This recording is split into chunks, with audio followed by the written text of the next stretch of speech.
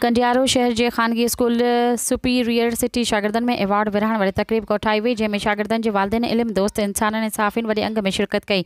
तक़रीब दौरान mid term जे इम्तिहान में पोज़ीशन खणंदड़ शागिर्दनि खे एवॉर्ड ॾिना विया, जो त स्कूली शागिर्दनि में तक़रीरी मुक़ाबला कराया विया। इन मौक़े ते स्कूली शागिर्दनि पारां इस्लाही टेबलोस पेश करे ख़ूब दाद वसूल कयो वियो। तक़रीब खे ख़िताब कंदे स्कूल जे प्रिंसिपल नज़ीर अहमद मुग़ल, सबक़तुल्ला ॾीपर, इरशाद अंसारी, रफ़ीक मेमण, मोहसिन सियाल, ग़ुलाम हुसैन खंड, आशिक़ ॾीपर, शबीर रिंद ऐं ॿियनि जो चवणु हुयो त तालीम जियापो आहे, माण्हुनि जो मुस्तक़बिल तालीम सां सलाड़ियल आहे। असांखे तालीम जी अहमियत ज़रूरु सम्झणी पवंदी। पंहिंजे औलाद खे तालीम जहिड़ी ज़ेवर सां सिंगारियो वञे। स्कूल इंतिज़ामिया जस लहिणे जिन शागिर्दनि जी ख़ूब महिनत कई आहे।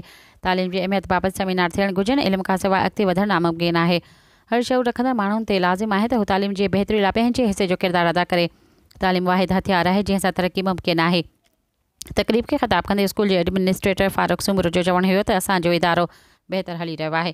ख़ानगी स्कूलनि खे कारोबार न बढ़ायो वञे, स्कूलनि खे इदारो करे हलायो वञे। स्कूलनि में तालीमी याफ़्ता उस्ताद मुक़ररु करे शागिर्दनि खे सुठी तालीम ॾियारी वञे।